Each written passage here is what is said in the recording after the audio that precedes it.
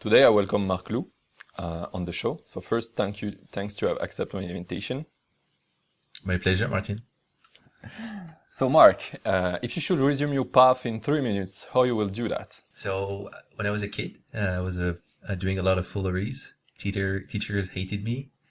And when I was at home, I was building Legos in my bedroom. Or if I was outside, I would build dams in a river or huts in the forest. Then university, I went to an engineer university. I was supposed to learn how to code, but I didn't. I learned how to drink instead. Almost got fired, but finally made it through. When I got my degree, I had no idea what to do. I didn't want to follow the engineer path. So I tried to build some startups the wrong way, with absolutely no education and thinking like the only education I had was the movie from Mark Zuckerberg. So I tried to raise some funds, stay in my bedroom for a year, build something that I shouldn't talk about to the world. It definitely didn't work out.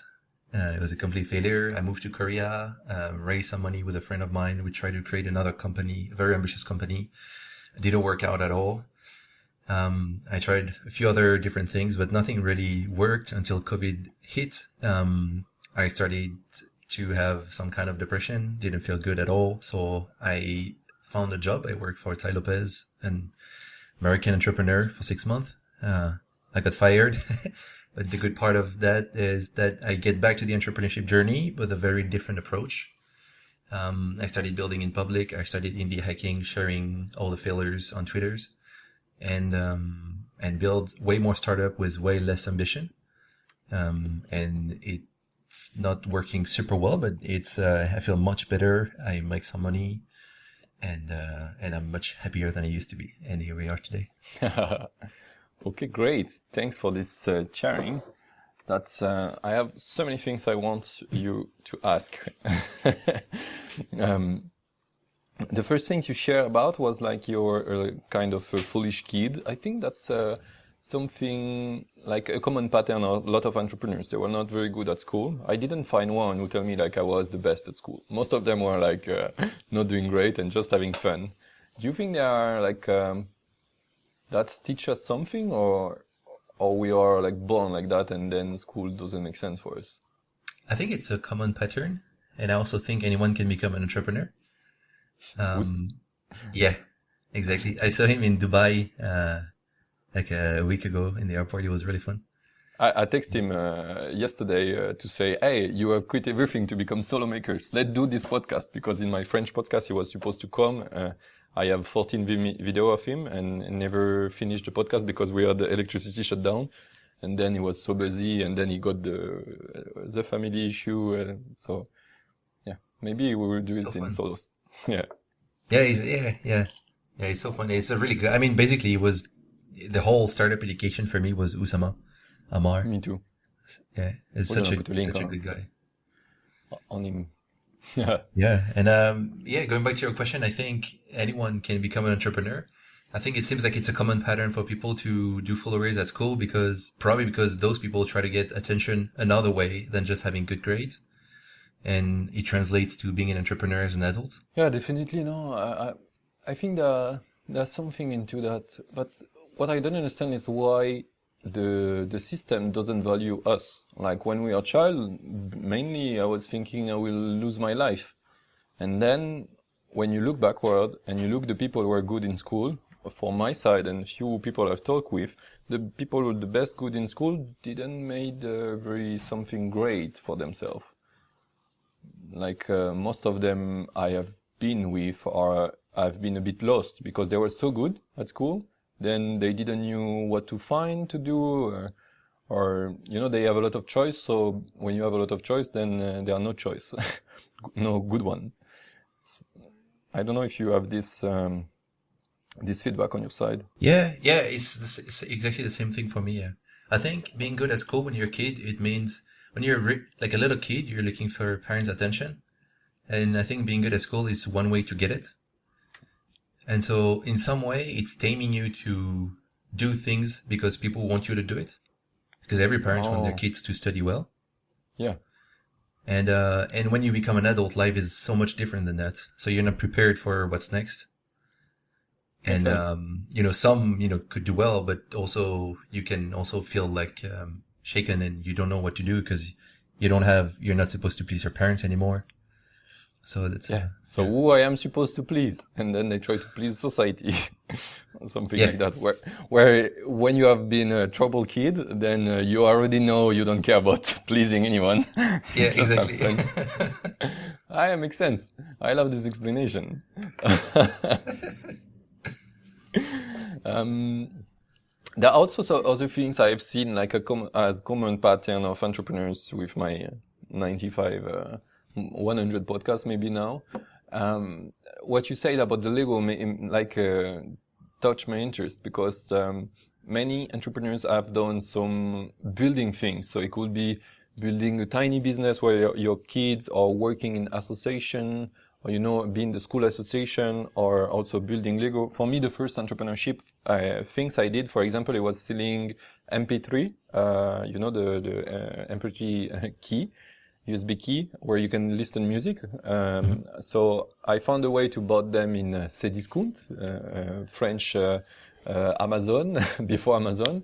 And I was putting music on them. I think the maximum you could put it was 20 music, something like that. It was 128 MB. And I was selling them like double price because they had music inside. And for me, like this experience was like when I was child, the experience was very like not good because I got caught by the school something. So everything ended up bad. They were saying like I'm doing illegal business or whatever, which was true. But it took me years to understand. It was my first entrepreneur's journey, and that teach me a lot doing that. So do you have something in maybe related to building Lego or even something different in your childhood about entrepreneurship? It's fun you say that because, it's really the entrepreneur spirit. Go, reach your goal and don't care much about what are the rules. You just go the way you want to go. For me, I've always been a really lonely kid. I was really alone in my bedroom and I could stay for hours in there. And if I was going out, I would just do the same, but, in the forest. And, I think I found my happiness in creating things, whether it's digital because it has an impact. I can make money from apps, whether I cannot really make money with dams. But, just the process of creation, I think is fulfilling a genuine human need. And, if you can make money of it, it's the dream, I think. Okay. So you mean like from fueling your needs, then you discover like you can also fuel your wallet. Yeah, exactly. Yeah. Makes sense. It's a good way to call it. Yeah. Yeah. That's cool because usually people think like, or you can live your dream or you can get money. While many people don't allow themselves to think by building your dream life or what you like to do, you can have money. Yeah, I think if you imagine like a successful entrepreneur, they would choose the first version they mentioned, which means like they want to make money and they try to find a need somewhere, a problem somewhere that they will fix and they will charge for it. Yeah. I think for me, that's probably why I'm alone and I don't want to, have a co-founder or anything is inside. The first motivation is to create something that I'm happy with. And if it helps someone else, it's better because eventually I can make money from it. But I feel closer to a painter than an entrepreneur. If that makes sense. Make me feel to Paul Graham book, right? Hackers and Painters. Oh, I should read that. Hackers and Painters. Yeah. Yes. Okay, I'll check it out after. I'm not sure it's a book. Maybe it's a blog post. One essay. It's a book. Yeah, it's a book. And he made a bit the link between like artists in middle age or earlier and now people doing like indie hacking or stuff like that. I think it's 12 years ago a book, something like that, which is very interesting. But if you have a look at Oussama Ammar video, you should know this book because it's like his Bible. It tells that a lot. Maybe the French name is different. I don't know. But whatever. Have a look at it. I think I never read it. I read some resume, but never the book. Okay, I'll definitely check it out. Yeah. Oh, do you read book or do you do resume? When I was in school and I had to tell about the wood, I used to read resume. And now Yeah. I have a Kindle and I read the whole book slowly. Okay, that's cool. Because you have a nice app to build habits on reading books, right? Exactly. Nice plug. Yeah, yeah. So, Habit Garden, I'm gonna put in the description. Yeah, but you're gonna talk about that later, I think. Um, one of the things you said I'm also interested in. It's like you said you didn't have any idea of what to do when you were learning drinking instead of coding. Why, like usual people in university think like they want to be in a big corporate or something like that. So it seems this idea didn't resonate to you, right? Yeah, 100% no. So why? Why it was not, it was a big no? I think now that I look backward, I think the answer is freedom. I think I would say when you work for someone, obviously you have to stick to a schedule. You have some meetings. You have to obey a certain rules. I think, back then it didn't seem obvious, but I think it's just I rejected all this kind of thing that would force me to wake up in the morning to work for someone just for the sake of keeping 100% freedom. And that's probably why I also gave up on the ambitious entrepreneur journey where you raise some funds. You And might you do have the some same, co-founder. but for investors. Yeah, yeah. Yeah, makes sense. Makes sense. And at the time, what was your reason? Like how you decide like you didn't want this path? You remember? You didn't knew much? I think I had no idea I wanted to become an entrepreneur. I just know I didn't want to be that. Yeah. And that back then was the mind I had back then. It translated into me playing video games like World of Warcraft 12 hours a day, not going to any classes at university and studying at the last minute to pass the exam. Yeah, this kind of thing back then. And then I realized like, I got to do something for my time, and I'm not gonna always get money from parents to pay for my food, and then comes the entrepreneurship spirit. Yeah. Okay. So you start your first project. It was in Korea or before Korea? It was before Korea. The last 6 months of university, you're supposed to do an internship in a company. And that's usually, for most people, the company that hires you for your first job. Yeah. I chose to do that internship in my own company. So the idea was to create a Tinder for sports where you could match people who have a similar sport interest. If you're looking for a tennis partner or whatever, a soccer team or something like this. Okay. And so I created a company in France and I did my internship inside that company for 6 months. And then that's the project I keep working on after university. Okay. That was the first, I would say the first venture as an entrepreneur. Solo venture, right place. What was the conclusion of that? How long did you work on it? It's a terrible project, but I think it's very valuable. I spent 1 year on it. And just so you know, now I feel like with Twitter, YouTube, we have some education. Back then I was just a student and I didn't use YouTube to learn. I was not following any famous entrepreneur, and the only person I had in mind was Mark Zuckerberg. And so I decided to first create a company for just something that would be an app. And so going into legal and stuff, I hired a designer to make a logo. I did some business card just in case I meet someone in the street that would be interested in. All the meme of all of them. Yeah. Dagobert. Dagobert, yes. I have to have it in the podcast also. Yeah, man, he's awesome. He's super awesome. I did all the things that he talks about. And I make people sign up NDAs in order to talk about my idea, because I thought my idea was like the next big thing. And so I wouldn't talk about it to everyone. $1 billion idea. Yeah. It's exactly this. I even had a fight with a friend who wanted to work on the project with me because he didn't want to do this legal shit. And for me, it was like, no, it has to be, man. It's the next unicorn and blah, blah. So really going way too much on something. And then the overall project took a year. I learned, I try to make an app without knowing how to code. So Imagine you don't know the basic of a language, like you don't know JavaScript, and you're starting to learn Ionic. That's exactly what I was trying to do. So I was copy pasting pieces of codes that I found online without doing anything about coding. And I had an app that you couldn't do anything with it. You couldn't even like click on tabs because it was so buggy. It was like insane.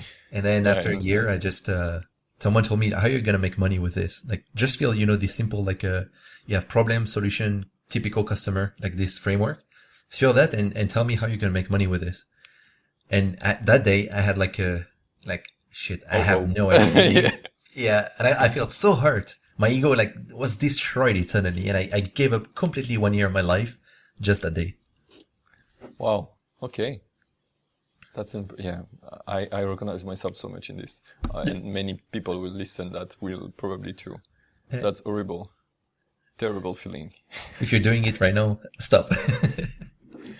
That's the problem. I think sometimes the lesson has to be learned, and like for me, I remember now looking backward, everyone told me I was doing it wrongly, but I didn't listen. I was like, no, I know better. Like your ego is like skyrocketing. Yeah. And at the end, you're like, maybe they were right.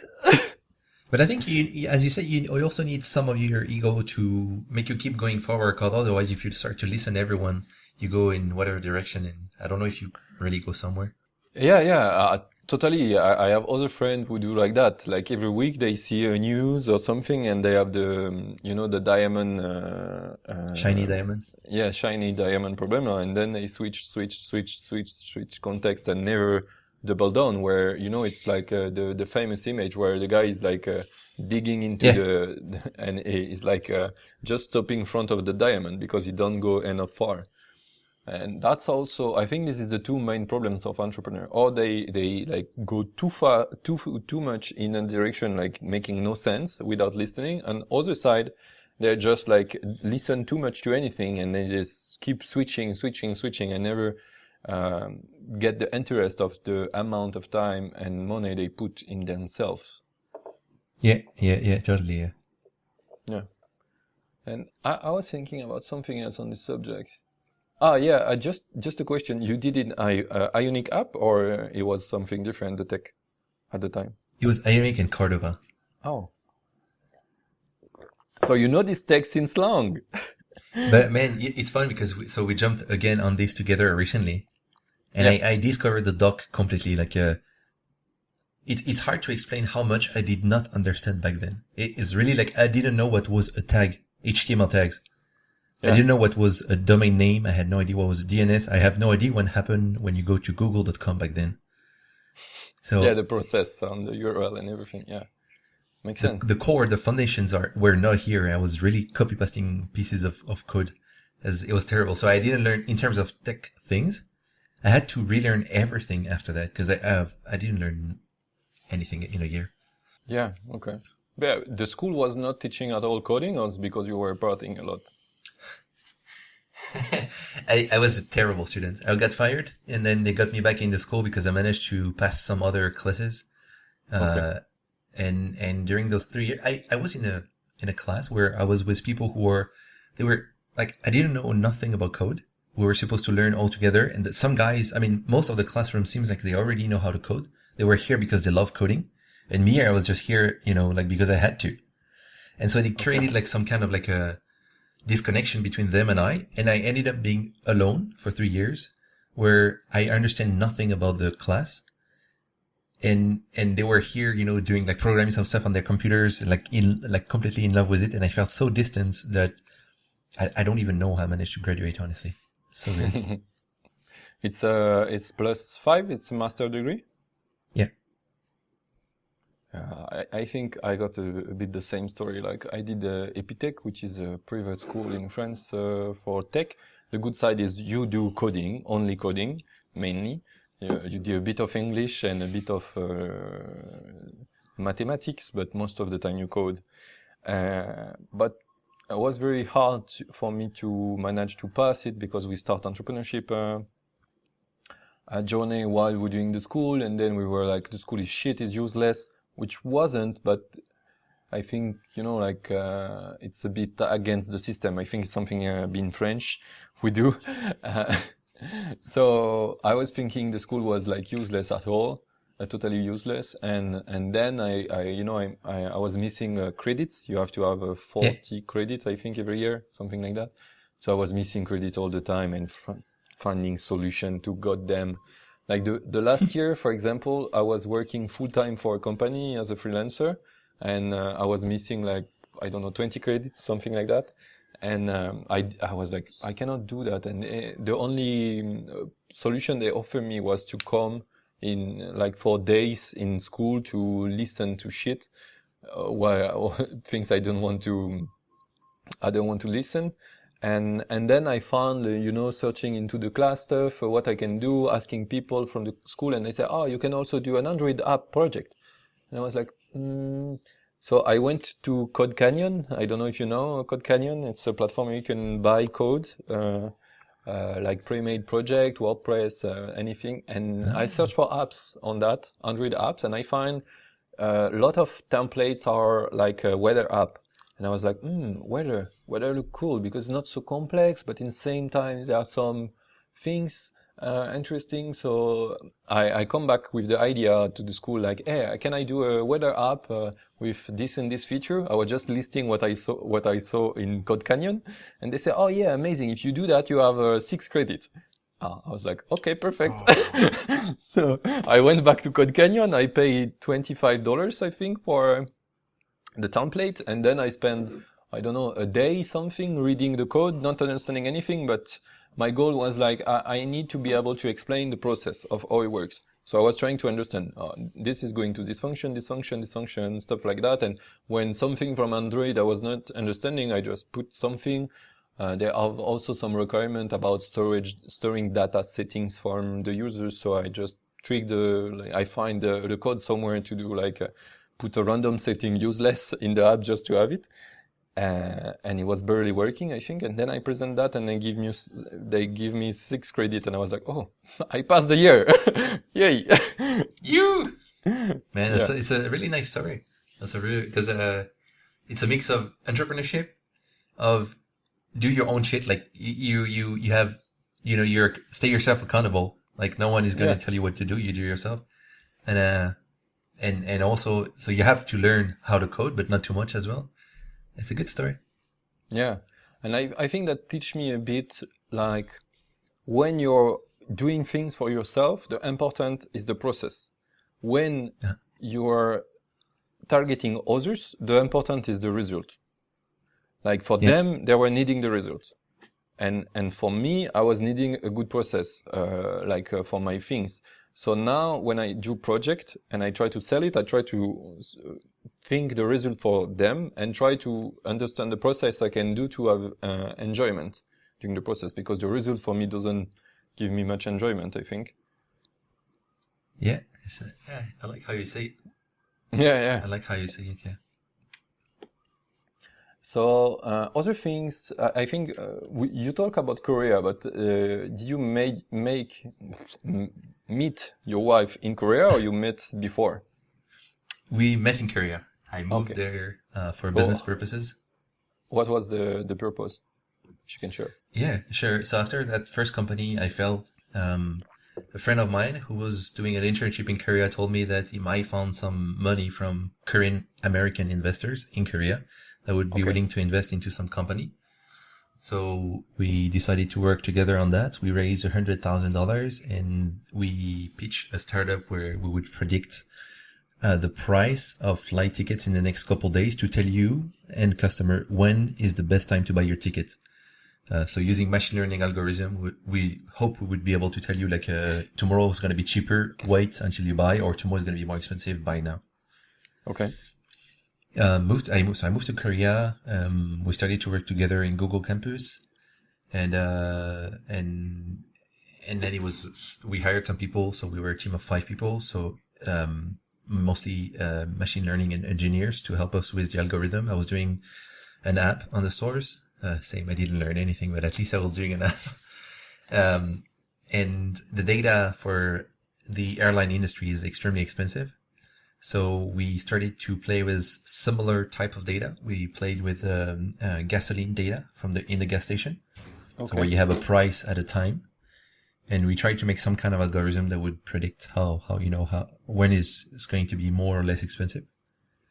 And we did that for maybe 8 or 9 months until we realized none of us is a CEO and none of us know where we are going. We're both techos, just looking to make some fancy stuff, building some apps. So at some point we decided to split. Okay. At least you learn faster this time. Only 9 months. Yeah. Okay. And so that's during these 9 months you met your wife? Yes, exactly. Yeah. After 6 months we met, and slowly I did the transition from leaving the startup and starting a new life with my wife. Okay. So after the startup, you stayed in Korea? Yep, for another 6 months. And What did you do? it was I would say the beginning of me being a solopreneur. Okay. In the better way than at the beginning, like no investment, no co-founder, nothing big, no much ambition, just trying to make money online by making apps. I did it the wrong way, but it was the beginning of the journey. So I made a lot of stuff. Getting started, I tried to sell some couple gloves with my wife. So it's a glove where you can put your hand with your partner inside, and you can hold your hands inside one glove. So you can walk in the street holding your hands together. That's cool. It was a same, like another failure, but it was really fun. We ended up selling the gloves in the street by minus 20 degree. And we get some purchase, and it was actually, I think it was the first dollars I made from a business. Oh. I was 23, I think, around that time. Okay. And then I did a lot of mini apps. I tried to do like a scheduling scheduling tool on Facebook Messenger for coaches. So if you have a yoga teacher that use the app and you want to book her, and then you would chat with her on Messenger, and it would be like a Facebook bot that would automatically answer and fill her calendar. And then I started to make Virally Bot, which is the first startup I made, online startup that made money. Okay. And the journey goes on. Do you want to explain what virality? I don't know how to say that. It's another mistake of mine. I created a startup that has a name that is impossible to pronounce. Virality Bot. Yeah. I got it. So the idea was to help. I have no idea why I wanted to do that, but to help escape room businesses. I have nothing to do with escape room businesses, but I wanted to help escape room businesses to make more money. That's all the time. Yeah, by making. I think I was just interested by the tech. I wanted to build a messenger bot for them that would let the potential customers, play on Messenger with the bots. And if they finish the game, they will get a discount coupon for the escape room. So it's kind of like a marketing tool for them. And I did a very different approach this time. Instead of going all in the product, I sold it online. I called an escape room. I cold email escape rooms, and then I managed to get one on the phone, and I sold them the project. I sold them the ID. And back then I think I sold them for $300 one-time fee plus $99 a month as a retainer. Wow. So it's a pretty high ticket or medium ticket, I'd say, product. And that person said yes. I was, at the time, was completely broke. Like, I think I was living off like $600 a month. And that girl said yes. So I got my first customer, and then started like a maybe 2-year journey on that product. And that's still a product you have, right? Yeah. Funny enough, it's been 5 years and it's still making money. It got hit by COVID, but yeah, I can imagine there's still some pain. Yeah. Escape room business is closed. So I lost like 80% of my monthly recurring revenue, but I still make about $1,000 a month with it. So it's paying some of my bills today. Yeah, that's great. That's great. You told me that you have a contact for someone who wants to buy one of your business earlier. It's that one? No, it's so that business created a frustration in me because I had to set up the messenger bot for them. Yeah. I had to do some manual work, and I was like, I'm never going to be able to focus on marketing if every time I get a customer, they churn after 2 months, and I have to spend some time doing the things for them. The setuping, yeah. Yeah. So I was like, how can I bring, and the product was working well. People who would actually use the product would get good results. But the problem is to get them to use the product. Yeah. And so from those frustration, I was like, what kind of similar business can I make that remove all those frustration? And so I built something else called Game Widget that instead of requiring people to use the product, it will be directly on your website. And it would be like a little plugin, like a chat plugin. Instead that when you click on it, you play a game directly within the website. And so you would have you would open an iframe, like a little pop-up, and you would have game graphics, and you would play a mini escape game within the website. And then if you finish the game, if you manage to escape, you get a discount coupon for the business that you can directly redeem within the website. Makes sense. I think it's also good for SEO purpose, because then people come to your website and stay long. You don't have a bounce then. Yeah, 100%. Yeah. And the numbers are pretty good. About 10% of people would use the game. Yeah. Would actually click on it and play it. And about 10% of them who click that widget would purchase from the business. And, it was in total, in the whole funnel, that would be like a 0.6% increase in conversion for escape room businesses. And when a typical website converts 2 to 3%, you go to an extra 0.6. Yeah. That's a decent number. And, yeah, definitely. It was very interesting idea. So that's the one you're gonna maybe sell, right? Yeah, exactly. I'm under the selling process right now. Yeah. Just because I realize, so the product is amazing. I love it. But the thing is, I don't have a fit for the product. Like, I don't feel connected to businesses. Yeah. I don't. Makes sense. Yeah. So I'm selling it just because I think it deserves a second life. And, yeah. And why you didn't transfer the users from the first one to this one? Like, did you try, or? I tried a little bit, but at the end of the day, the users from the first one who stayed were the one that were using the game, and they were getting good results. So I offered some of them the game widget, and some of them I actually have customers paying for game widget and customers paying for Virally Bot. But it's also, I think, the escape rooms market is fairly small. There are maybe 3,000 or 4,000 escape room English-speaking escape rooms in the world, and it's fairly small. And I wanted to. I feel stuck with it. I feel like if you want to be in that market, you need to know all of them. You need to be very. You need to be good friend with them. It's like, whereas now I'm doing some kind of like productivity things for people. If there are people who don't like the product there, then I can still go here. With escape rooms, I feel like I was a bit stuck inside, so I wanted to just move on from that market. Yeah, and you have also, if the market is very, very tiny, maybe you have also the problem, like your game things increase the conversion because it's new and fun. But if every escape game has it, maybe it will less convert because people will be like, oh, again. Yeah, 100%. Yeah, that's one of the recurring questions from them is like, but what if, I have a competitor that has this in my own city? Yeah. And, you can make some like, oh, you're going to be the only one, the exclusivity for your city, but it was not really pay fun. double and you have exclusivity. That's smart. I didn't have that entrepreneurship spirit. Yeah. I think it took times for understanding pricing, and I'm still struggling with that. Like, I think compared to French people, I've good learnings because in French we are very, very bad with pricing. But still, I'm amazed by how American can do things like way easier. Like I think we had this conversation about pricing of cap time, where before the price was €1.99 lifetime, and then someone told me switch it to subscription €30 a year, and when I listened to that, I was like it was killing. It was like I'm dying just thinking about the idea by changing the price of people and everything. And it took me, I don't know, 6 months to change my mind about that, and 8 months in total to put this price.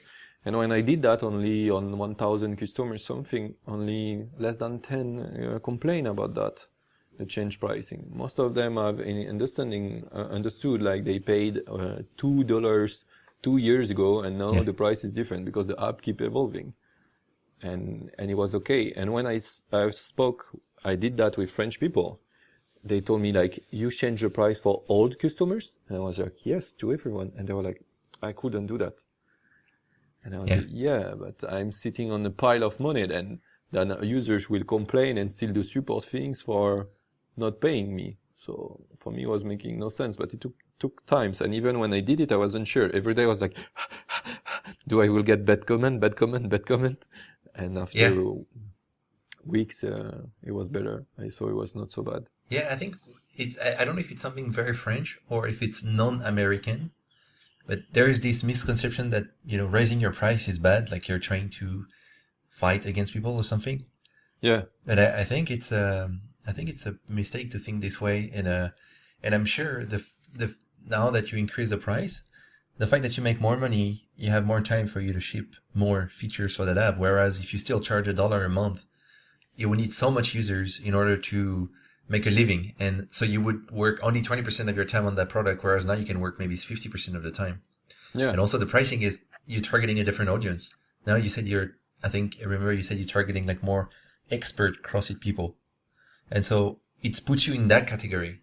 Whereas if you're the Free. introduction, the free or the very cheap CrossFit timer, you're targeting people who are getting started. So the features will be different. So at least now when you pay $30 a year, you expect the timer to do this, and that, because, that's a high ticket, timer.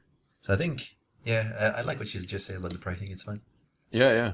For the iTicket, I discovered that over time, with the feedback of users, and how, like, I got people like complaining about, because the app doesn't have a tutorial or onboarding. It's like you just use it, and if you don't know how to use a CrossFit timer in the CrossFit box, you don't know how to use my app, basically.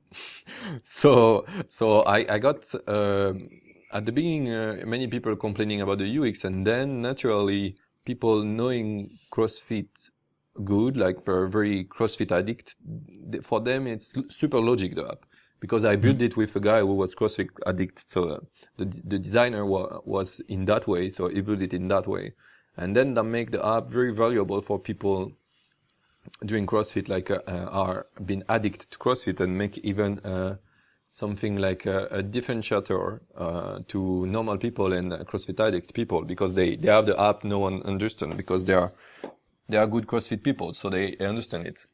Yeah. But yeah, a very interesting point. I will never think about that before. That's happening a bit randomly. The whole story of this app is a bit random. I didn't expect to put price, and then I put a price because of COVID. Random download number increase, and so I think that's one of the things who helped me the most, because many things I have heard in conference or talking with other entrepreneurs or readings about that make it real, because I had the experience, you see. While when you heard things, you're like, yeah, but it's different because they are from US or they are from Paris or whatever, you find excuse, or you are different market. You know that. Yeah. And then you realize so many things are possible, and the only way is to try. When you try, you find possibility. And very weird one sometimes. Yeah, you don't know where you're going, but as long as you're going somewhere, you'll find your way. Yeah. And sometimes it's very like by luck. For example, CapGo, at the beginning I just put the price for 14 euro, 39 euro, and 99 euro. And even 99 euro, I was like, no one will take this price. And so I didn't build something very for that price. And then I got some, I was like, if you need more, I put a button, if you need more, click here. And then it was opening crisp chat box. And I got some people talking, hey, we have like 20 million users by month. What's your price? And I was like, what? What the fuck? So I had to think about a bigger price. But for me, it was like, I don't know. My app Captime has 2,000 user active a month. For me, like 20,000 was something already good. That was my biggest price. While people need millions of users a month. And I was like, okay. And unexpected. Yeah, there's so many unexpected things. Yeah. On a similar story, I recently removed the free plan of my startup, Yeah. and then the conversion rate is better. And I think it's because maybe probably people value things that are paid more than things that are free, and not just another free app. Yeah. And even I added a subscription button. Yeah, like it says you have 7 days left of free trial. And then I added a subscription button during the free trial. So you can pay even though you're still on free trial, which doesn't make much sense because you have the app for free for 7 days. You just try it. And yet some people pay during the free trial. Do you make a special offer for if you subscribe No. earlier? No. Have you tried? It's You just- should try. Maybe you're gonna have an even better conversion rate. I thought of it. I just, maybe some people who could share what they think. I think in terms of psychology, if it's good at the beginning, but then if people wait for the 7 days, they might, after the trial end, if they don't log in for a day and the trial just ends, the fact that it says, oh, now that your trial is over, you're going to have to pay more than what you would have if you paid yesterday. In terms of psychology, I don't know if that would really work out. Yeah, of course. If you say you're gonna have to pay more, that's bad. But it's just a question of wording. Like everything we do as marketing, I've learned that in school. You don't you did a shitty project, but if you market well, you have the grade. While other people were saying like, oh, it's bad for the user, something. It's just like a mindset. For example, in Captime, when you just download the app, before trying the app, anything, it says now, if you pay, you have 50% discount. If you close this and you try the app, you're going to pay the normal price. What do you do? That's exactly what you talk about. Is like you have to try things and you don't expect anything and maybe it'll work out. I think you're 100% right. I think I should try this. Yeah, I will try. It's always surprising. Pricing psychology is like way, like for most part of your life, you have been a buyer. You didn't have been a seller. So we just have been exposed on the other side. And that's make our way of thinking wrong, because you just see the result, you don't see the process of how they sell. So then you have to build everything and try a lot to see like, things work better than expected, because most of the time you look about your own experience. So you say, oh yeah, if I see that, I will not do it. But you are not your client. And sometimes people have different psychology. And that's very crazy, like how you can have like double your conversion by just putting away the people who look like you, will not pay, for example, after the 7 day because it's more expensive. But you're going to attract everyone who was like an early adopter and willing to pay because they know they have already seen your product somewhere. And that's very like mind-blowing for me, this kind of information. Like you are not your client. You can say it how many times you want. It's never like true 100% for ourselves. Like I keep learning about that. Yeah. You're totally right. Yeah, I just added a little reminder on my to-do list. Yeah, so you wrote in. Yeah, now. Yeah, the way you said it convinced me. It has to be in the app. I think I'm gonna discount the annual plan if people purchase during the free trial. It's really smart. I love it. I'm not I'm not a genius, and someone told me that, and I was like you, like no, it's bad, and then I was like, fuck, I will try even, and then I tried and it works. Yeah. So I was like, fun, shit. Yeah. Life is made of experiments. Yeah, and most of the time you're fighting with yourself. Like you're thinking it will not work. Yeah. And because of that, you prevent yourself to do many things. Like, for example, I don't do ads in any of my businesses because I don't like ads. That's prevent me to have money. Like even in podcast, I never did. I had 100,000 listener, so listen in total. So I could have put ads and get a bit of money, but I was not liking ads, so I didn't attract ads to me. And the only attract one was very bad one. Like it was like a 1,000 listener, €30. I was like, yeah, no, bye. Yeah. It's fun. I like what you say. You just said, most of the time you're fighting against yourself. Yeah. I think it's a nice quote. You don't have enemies in exterior. The only one is interior enemy. because limitative beliefs and stuff like that. Yeah. Talking about that, I have someone at home helping me a lot with limiting beliefs. Like, Yeah, smart. yeah. Every day we're talking about that. I'm like learning so much. So if people could have what I have at home, it's amazing. Yeah, it's you remember when we were talking about capacitor? I told you about I've been coached by someone, and that's give me the understanding like I want to do business alone. Before that, I was not understanding that, and by being coaches by someone I had in the podcast because I wanted to show how coaching is, it changed my life. So I really believe like we need someone to talk about our belief because otherwise we don't see this limit us. Yeah. Totally, yeah. I think it's not natural for people to question your beliefs, and the coach helps you go beyond that. Yeah, I think the worst is not even it's not natural because sometimes people do that, but the problem is, you know, the Platoon cavern, the image we learn in high school. So it's guys sitting in cavern. I don't know if cavern is in English or it's a different name.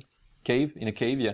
So it's people living in a cave and just can see front of them a wall, and on the wall they see shadows of people walking behind them.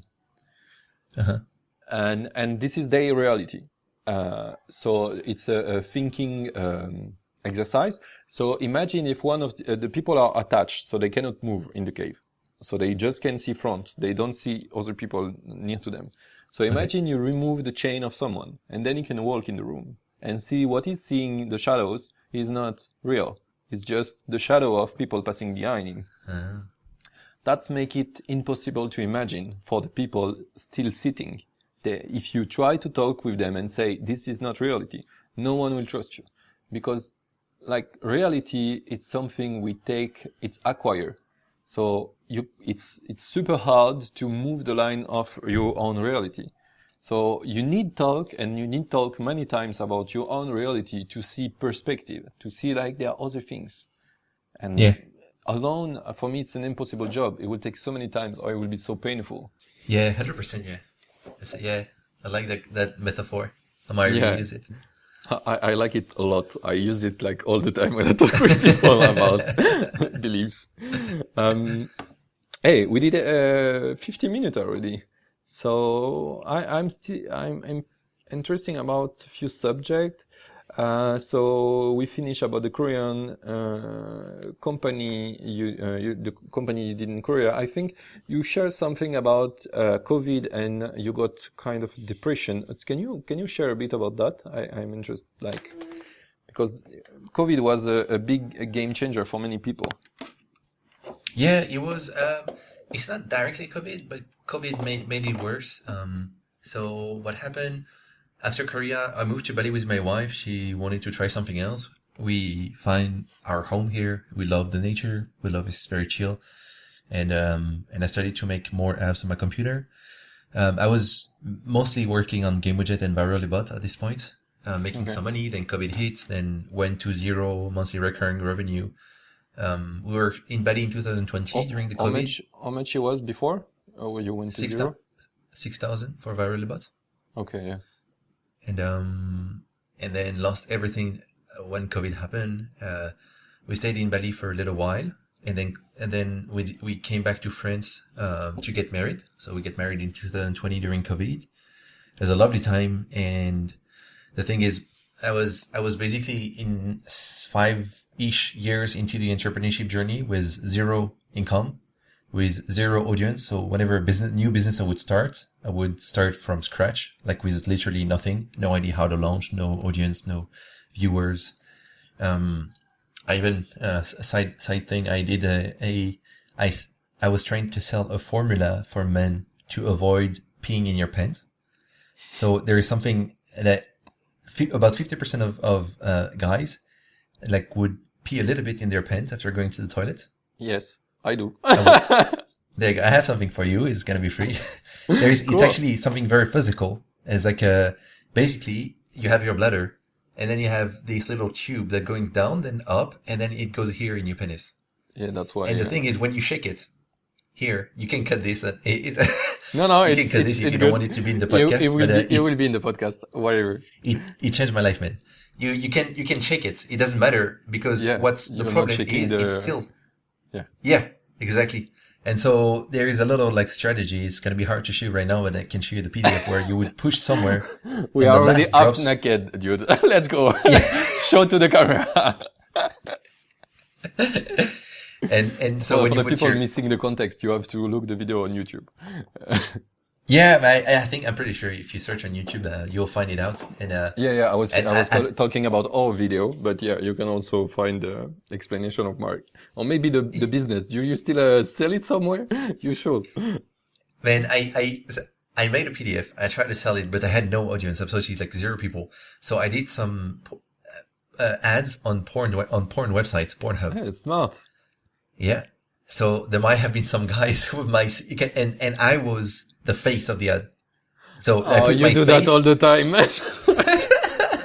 So you So were on I porn had website. my face on the cartoon character that it has some pee on his panty, and I'm saying, "Stop peeing on yourself. Download the PDF now." I didn't make a single sale, but it was a fun experience. Genius. And I was at this point of trying a few things, and nothing really worked at all. No recurring revenue.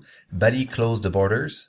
So I was stuck in France at my parents' house. I was like 27 years old with no income.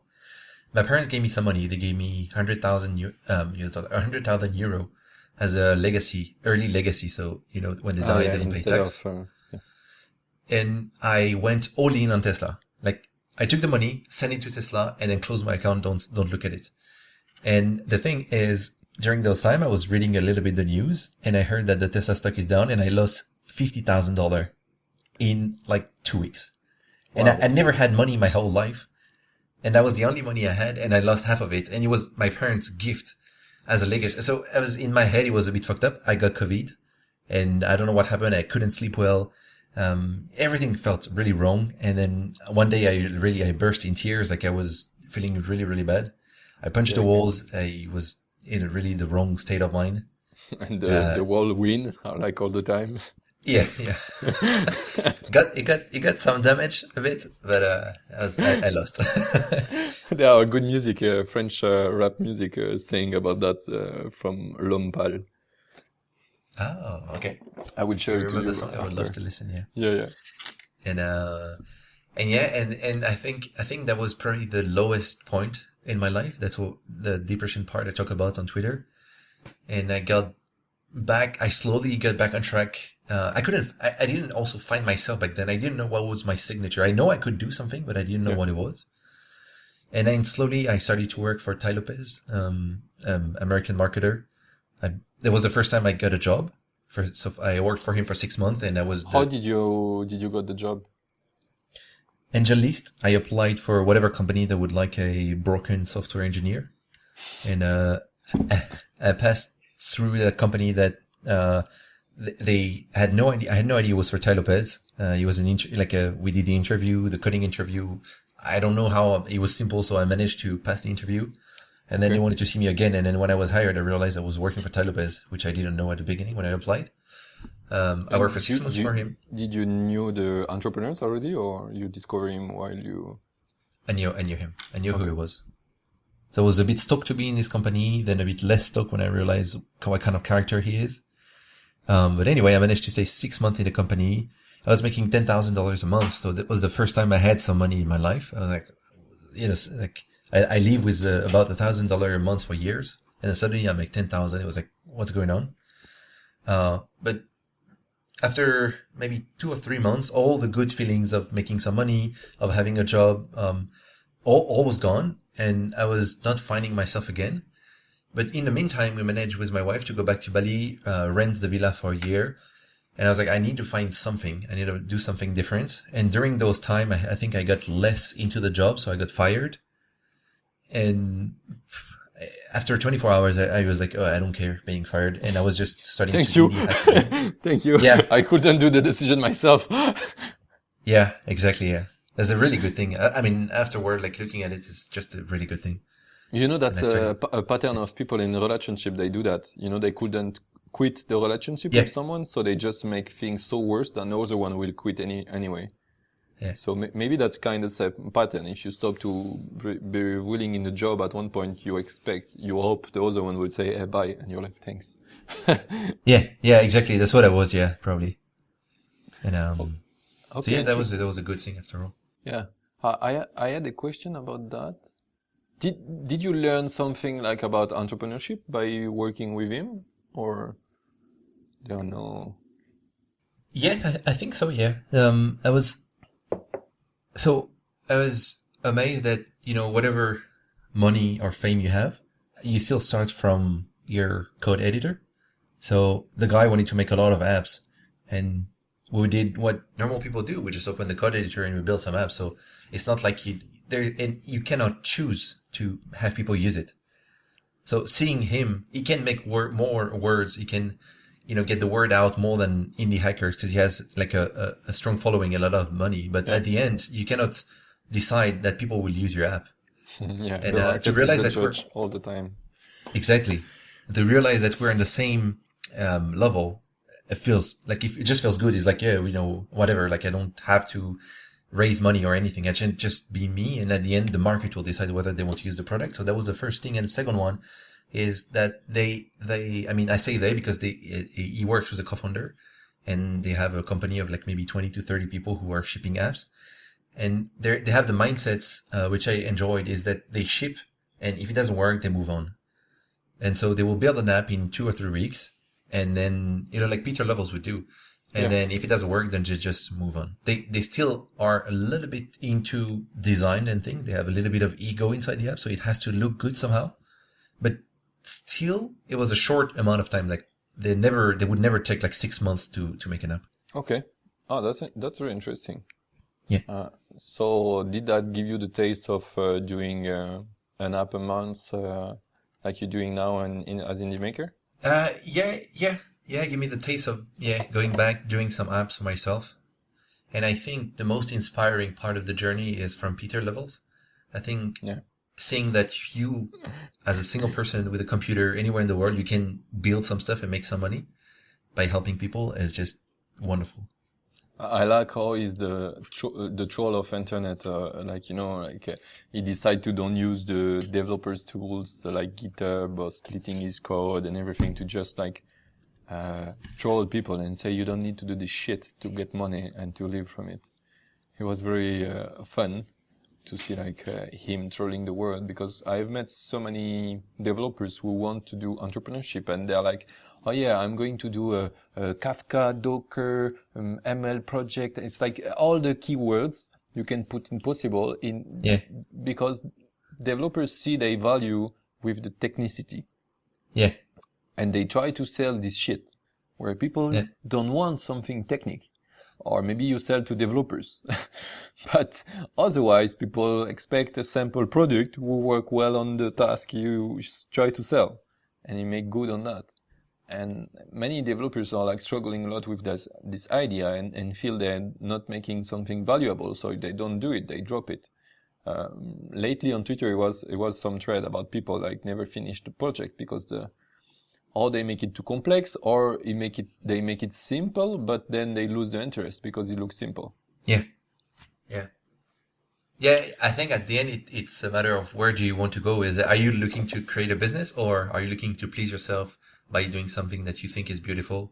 That's what I was doing when I was doing the podcast in French. I did coach a bit of entrepreneurs starting, and that's one of the first questions I was asking. It's why you want to do things.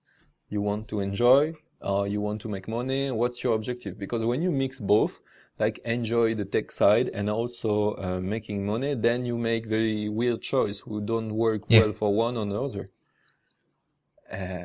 Because for me right now, if you look the business I do, they are very simple technically. I don't have a lot of fun in the technicity side.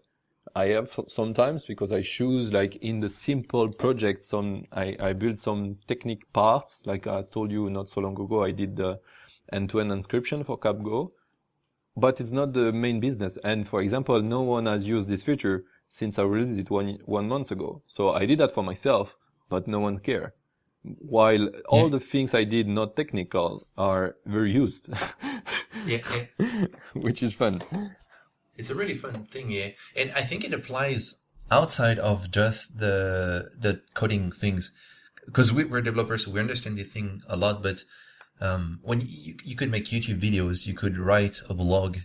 The perfectionism thing, the fact that you want to add a lot of tech, you want to make the thing better, you want to make it perfect, I think it goes with anything that you can create.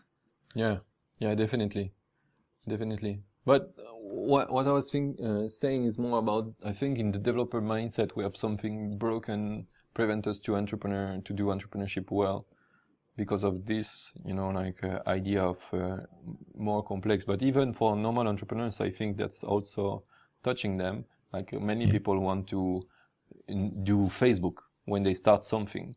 I was doing a startup studio at one point, and I got many call with sales call about selling my way to build an app in a month and a half.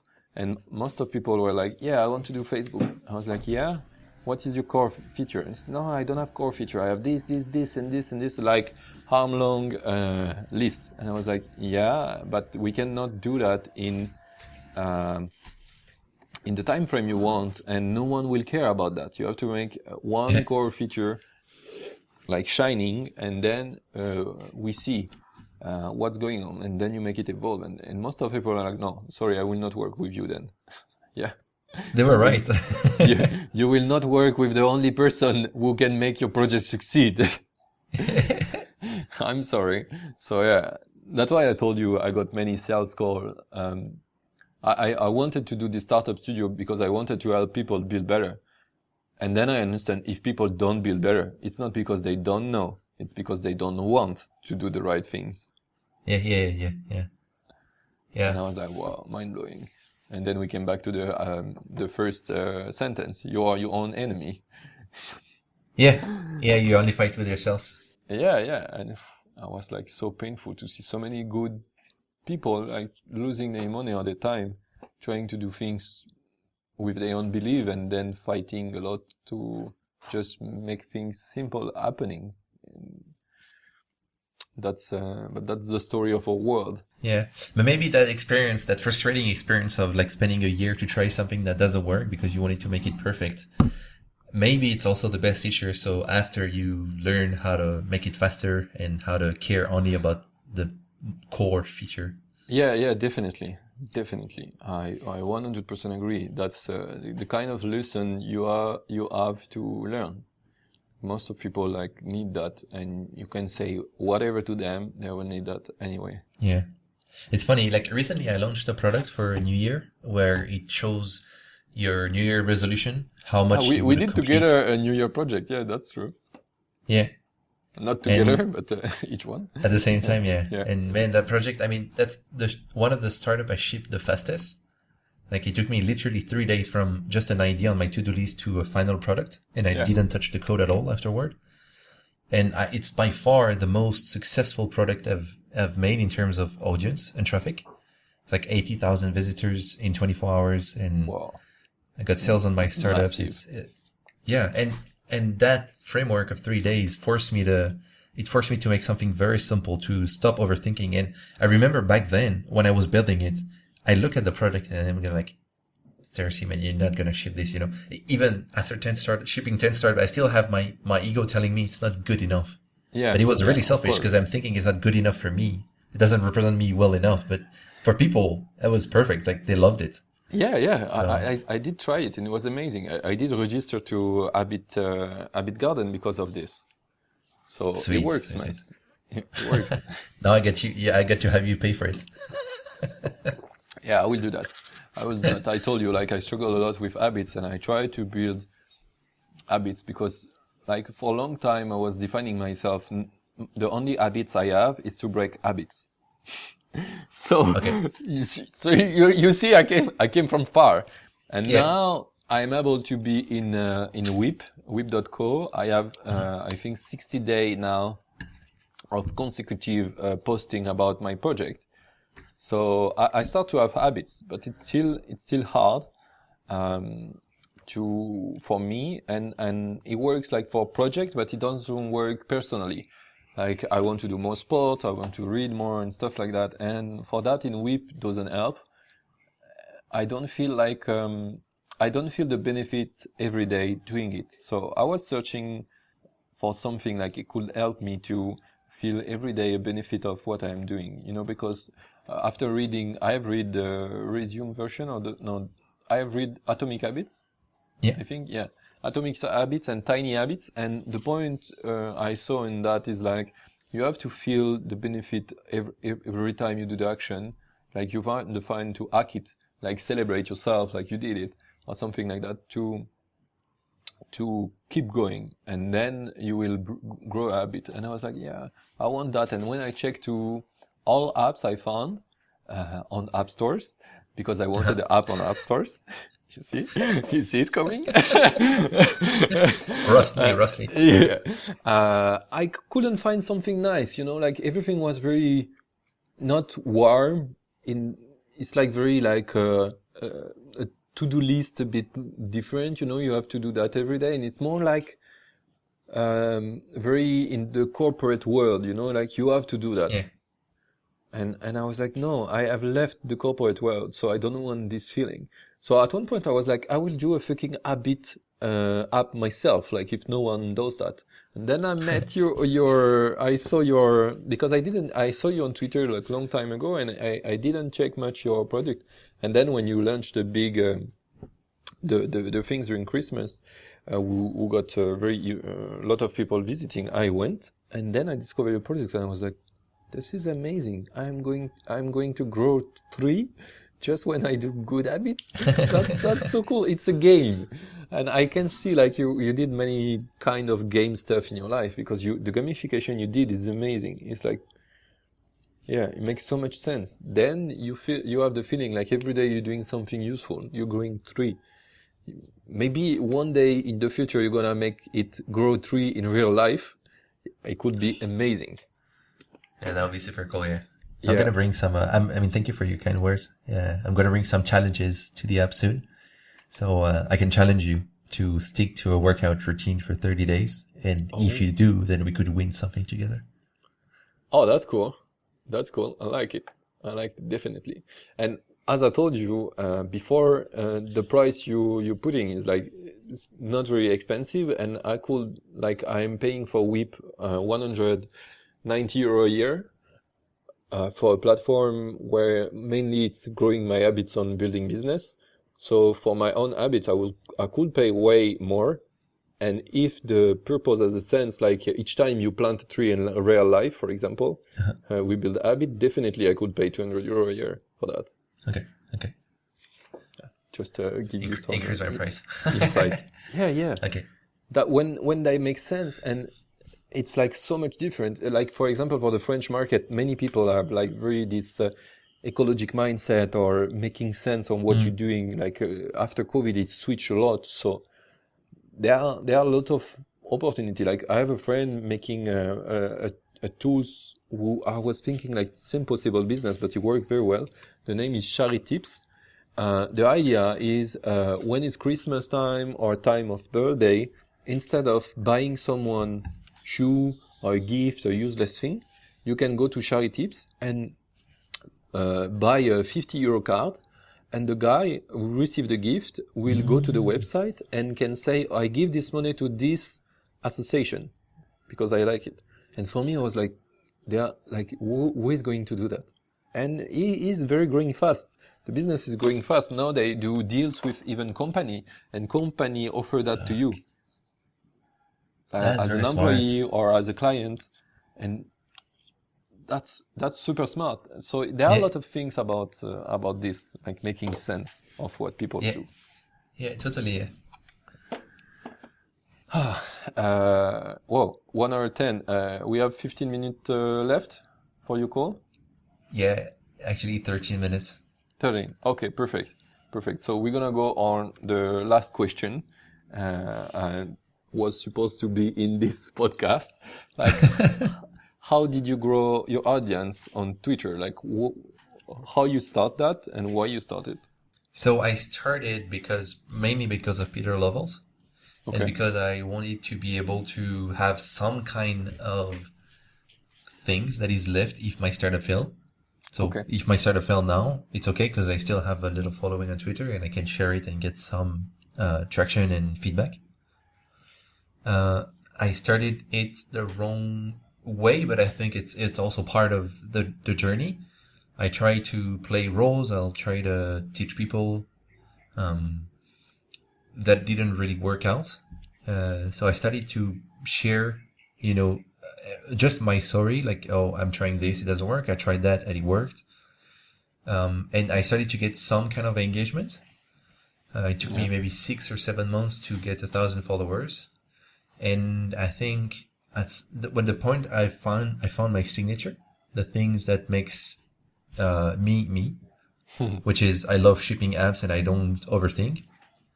Then I started to grow a bigger following, and now it's growing much faster than it used to be. Okay. And yeah, that's pretty much where I am. I think my account is about to have 10,000 followers now. Oh, So wow. obviously it's growing way faster than it used to be, but it's mostly, I thought at the beginning it was to get some feedback and, like traction, like an audience of, like I could market to them. But this initial belief, it's not the case because I'm doing it just to feel good in my head because I build alone in my room. Yeah. And just to see that some people would check my app, it would give me like, oh, this is broken. Oh, this is not good. Oh, I don't get that. Or, oh, congratulations, you got this. The social part of it makes me feel better. Makes me feel like, make me feel like building startup. It's fun. Yeah. And that's probably the main reason that I use Twitter now, because I don't monetize my audience. And it's mostly for me being good in my head, I'd say. Okay. Oh, makes sense. Makes sense. I think there's something about building for yourself instead of building for with interest. When I start to build an audience in Twitter, it was like 7 years ago, something like that, very long time ago, and I was doing that purely by interest. I was like, if I have followers, I will be able to share more, and then I will have more money. So I grow my account to almost 5,000 followers. Almost. I reach it with you, but never reached before. And I saw like by growing that way, and by doing grow hacking, I was a follow people to get following back and stuff like that. I did grow numbers. I didn't grow a community. Like I had bigger numbers, but still no one was reading my stuff or commenting my stuff. And you can see, I think if you compare my numbers to usual people with 5,000 followers, I have less comments or view or likes, because this audience I have grown, it's not a real audience, it's just a number. In fact, in indie makers, people who are very I am connect with now, it's probably 600 person max. I think even less than 500 on 5,000. And I've seen that it was very getting nowhere. I didn't get any benefit from that. So I just let it fall until back this year when I start back the indie making journey, and I start to share and share, because I was getting so much value of other people sharing. So I decided to do the same, but without interest on my startup. Maybe sometimes I have one post where I do a bit interested things like launching on product and something like that. But most of the time, just because I love where I belong, and because I want to be part of it. And I think that changed a lot on the marketing you do or every action you do. It's change the whole purpose. Yeah, it's just a matter of perspective. Yeah, I agree. It's just the way you approach it. I'm not trying to teach you, or I'm not trying to sell you. I'm just doing whatever I'm doing, and I'm just sharing it publicly. I have a feeling it's much more. It's like if you're dating a girl, you're not gonna tell her I have this, I have that, I can help you with this. Instead, you just show, oh yeah, I do this and I love that, and you smile, and eventually you'll find someone that wants to be with you. And I Yeah. think it's a healthier approach that seems to be for both of us working better. So we're gonna put two links in the description. One about how to pee and how to get a girlfriend. How to emulate your Twitter growth to get your Yeah, next yeah, partner. and that one also. But I totally resonate with that, and I got this discussion a bit when I launched the IA holidays with my girlfriend. We were trying to launch on Product Hunt, and it was the first time for her knowing Product Hunt exists, and also like understanding the techniques you can find on everywhere on the internet about doing things, launching on Product Hunt, and for her, it was very like looking painful to just like trying to contact people to just sell the Product Hunt page, and I was like, yeah, I think this is not working. It never worked for me. Like, contact people and try to create connection with them. And if you have connection at one point, they're gonna ask you what you're doing now, and you can share. But it has to don't be the point. The point is to create connection with people, and because you're willing to, and that's lead you to have a network. While if you try to emulate things just because you believe like, oh, if I have 1,000 people likes, it will work, it's not working. Yeah, I think there's a little misconception, and we have some kind of the raise of the solopreneur, the raise of the indie hackers. This is I have a feeling this is kind of new, and so, but we're still businesses at some point. At the end, if we don't make money, we couldn't do that. So we treat ourselves as businesses. We're marketed as humans, as like a person, and so we kind of emulating what a business is doing. I have a feeling it doesn't work really well unless you're Naval Ravikant and you can tell people what to do because you're Naval. But if you're getting started and telling people how to be productive, telling people how to build startups, how to do marketing, like all those things you could see on Twitter, I have a feeling that doesn't work much because you need to have some kind of proof, you need to have some kind of following. Otherwise, until you get there, try more to talk about your own experience, what's working for you, what's not working for you, and then let me decide whether I want to believe you or not. Yeah, like, don't try to emulate don't try to be like Apple.com and tell me that your product is the best. Let me show you if it's working for you, and then later on, if you have something big and you're trustable, then you can That's tell. something I've also. There have one entrepreneur I like in France is Antoine BM. I don't know if you know about him. Yeah. He's sharing a lot about marketing and how his market is business, and that's something he shared. I really like is there are no point of doing a selling page or anything about your project saying it's the best. You can share proof of why the product is amazing, but never say it's amazing. You let people judge about it. And even Apple don't say they made like the best phone in the world. They say they made the best iPhone ever. So that's the judgment of what they're doing, but then they show you how it's the best, because you do the best picture, because they did a super beautiful island, things, whatever. But they never share about themselves, the feeling they got. Even you can read in it, they think it's the best phone. They never say it. They let you judge.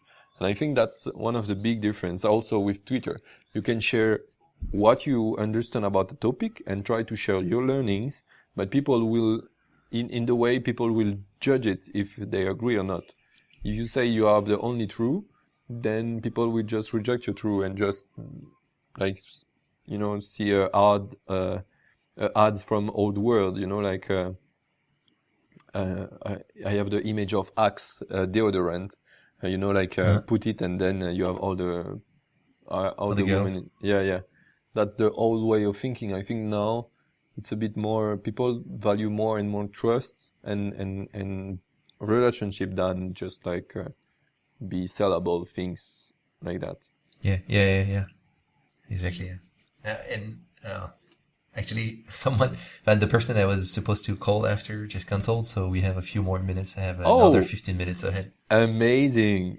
Because I saw the subject was not finished, not done. So we got 15 minutes. Oh yeah. Lovely. Great. Do you want to continue on that, or I keep going on my questions?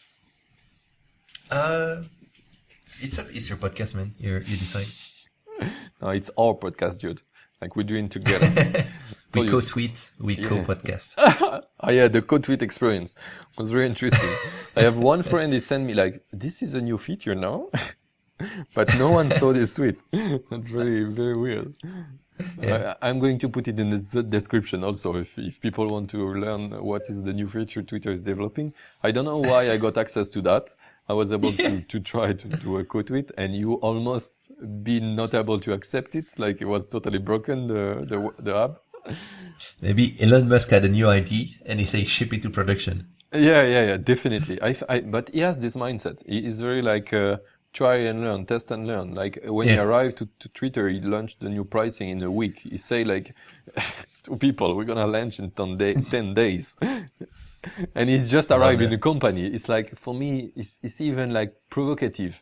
You're like not even trying to understand what's happening here before changing everything.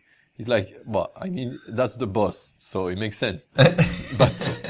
But still, a bit of understanding of people could have been nice for them to see like a bit of care. It was like zero caring. Like I trash the shit, go buy 70% of the population of Twitter, and then we start again. I was like, whoa. Must have been working for Twitter right now. Yeah. Some people say it's horrible, and some say this is like they feel in a startup again. So let's see.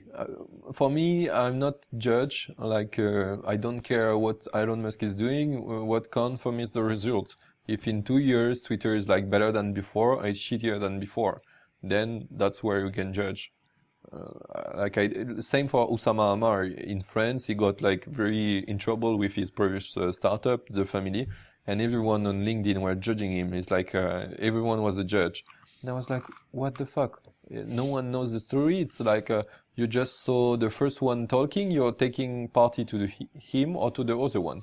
But what the fuck? Like, stop being a judge if you don't want to be judged either. Yeah, totally. Another rap music from Orelsan.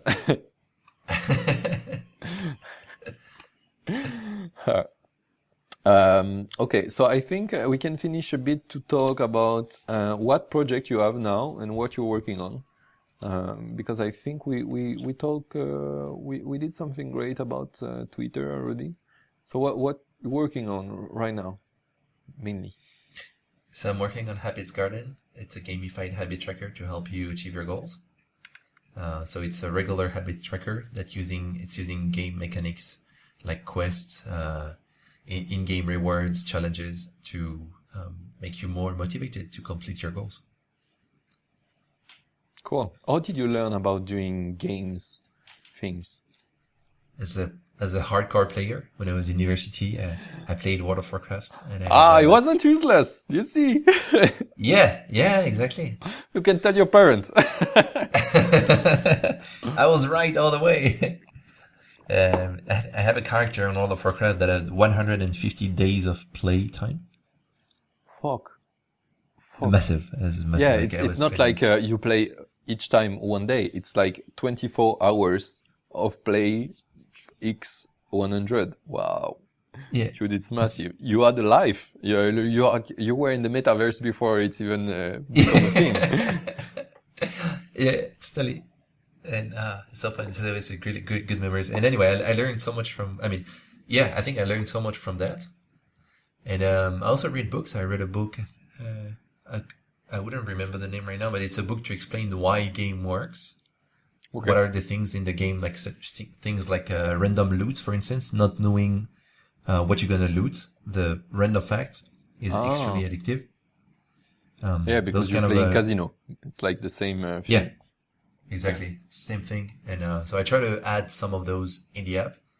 I'm trying to make people addicted to their habits. Amazing. It's like the best goal ever. It's a good addiction, yeah. It's hard now I'm struggling with getting people to understand it's a game. A lot of people sign up and they just think it's a regular habit tracker. Probably because the onboarding for the game is not really good. But the people who actually get into the game are extremely productive and get a lot of things done. And I have a bunch of like maybe 60 or 50 users who are really, really into it and are getting things done. Yeah, I agree. I got the same feedback. I didn't understand much. I saw the planting tree things, and it was a bit of Yeah. gamification. But now when you explain it, I see like it's way more than what I understood.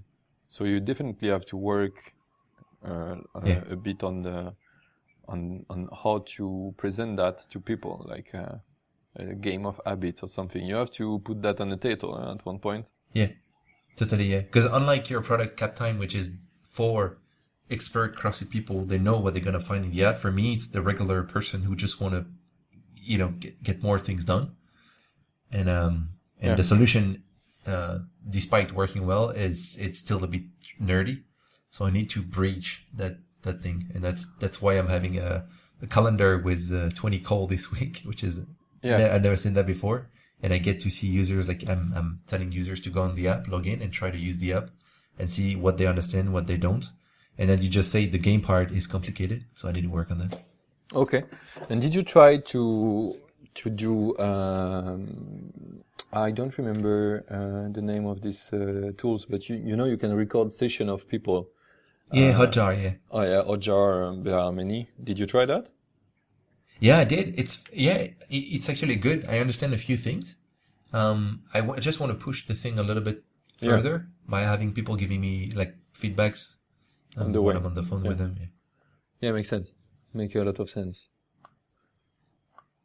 That's cool, man. I really like discover like all you up. Like, more I'm talking with you and more I'm sell into it. Put the pricing 200, please. I will pay. Okay, I can give you a proper Stripe invoice if you'd like. But you know that probably in 2022 is the things I have more focus on it, trying to learn and understand habits to build some. So I invested most of my personal time on this subject. So definitely that's for me like very valuable if you gamify that because I was playing video games like you. I did play a bit of WoW, but I didn't have enough money, so I played Dofus, which was the French version of WoW. Yeah.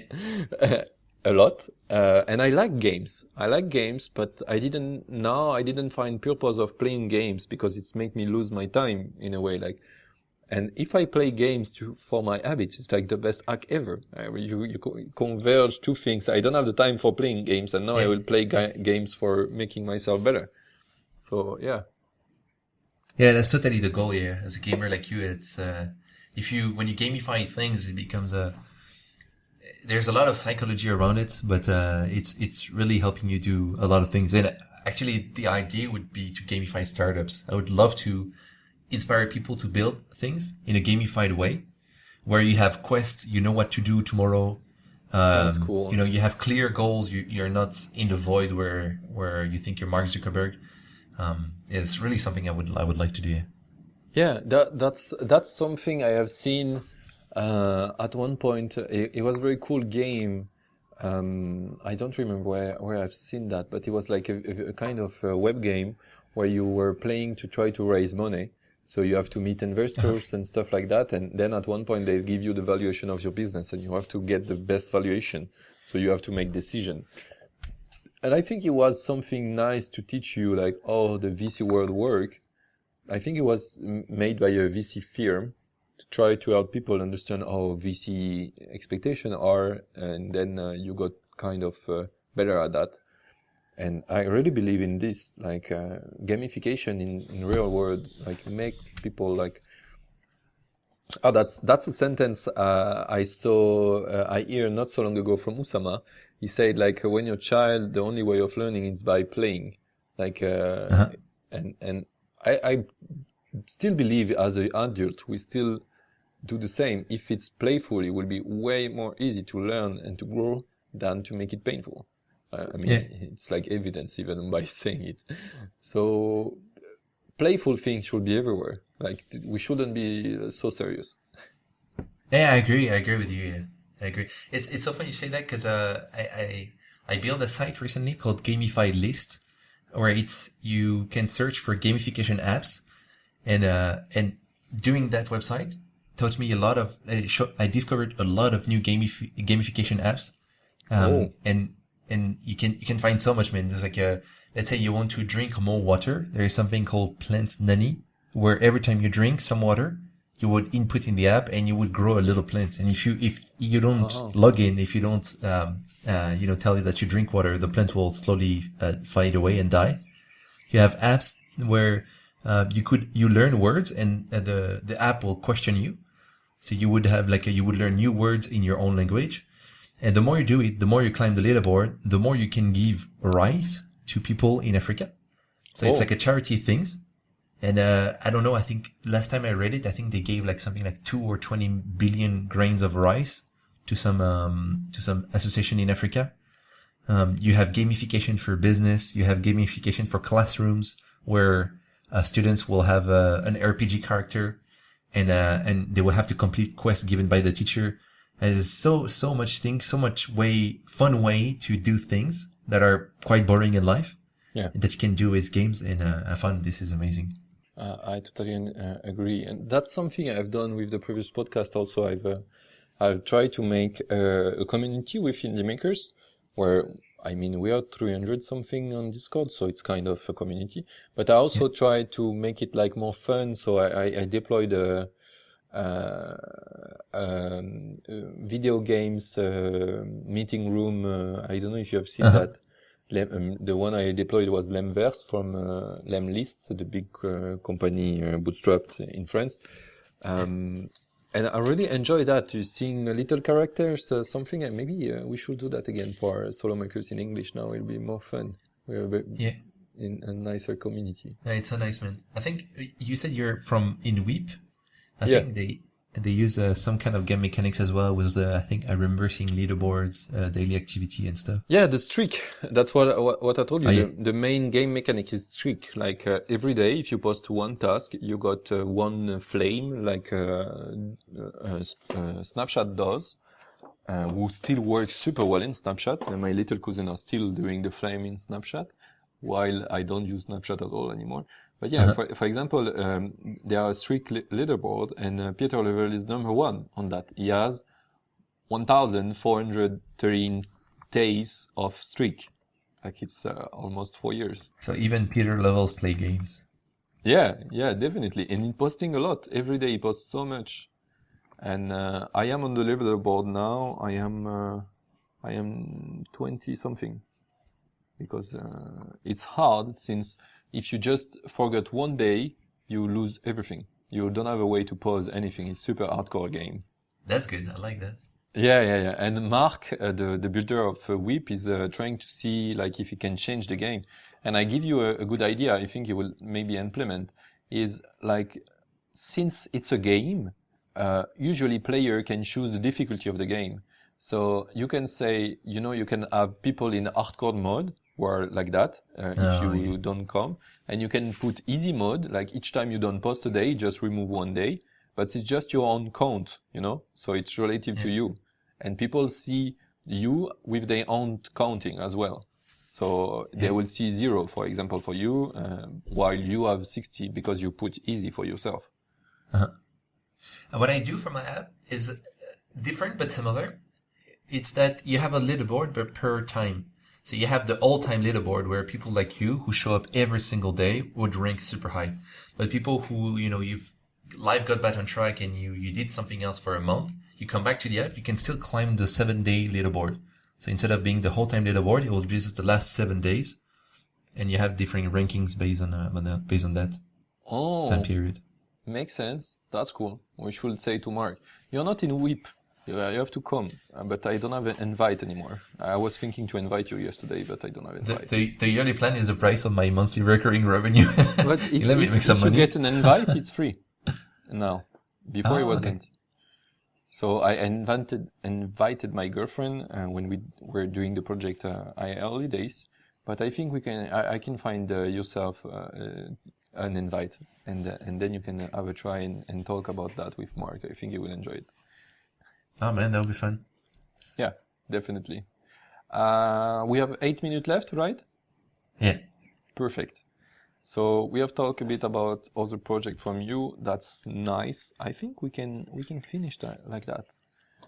Usually in my previous podcast, I was asking question, like a specific question at the end. Maybe I will try that. Let me just go back to my French template. Finishing question. Oh yeah, I have good question. I miss. Wait. So I will do something interesting. People, I will translate them. That's a really chill, Bali style podcast. Yeah. Well, we still have someone who's gonna make the podcast cut. For example, for that, I should put a mark. Oh, you have someone editing the podcast. Yeah. In French, I was doing that since the day one with someone, and like keep going because I don't like to do the editing stuff. So I have someone making everything ready. I just wrote the resume now of an episode. And even in the French podcast, I was not writing it. I was not even writing the post. I had like everyone doing the job after I did the interview, and it was costing me €250 by episode. So yeah. Oh, so what I was doing to pay that, and I was making the people joining the podcast paying half of it. So okay, you have chance now because I'm not paying anymore on the new podcast. But what I do now with the new podcast in English, it's I use Fiverr to do the same, and in Fiverr I have like people from Pakistan who speak English who can do the cutting, which is amazing, and I'm so happy. Like I work with this guy.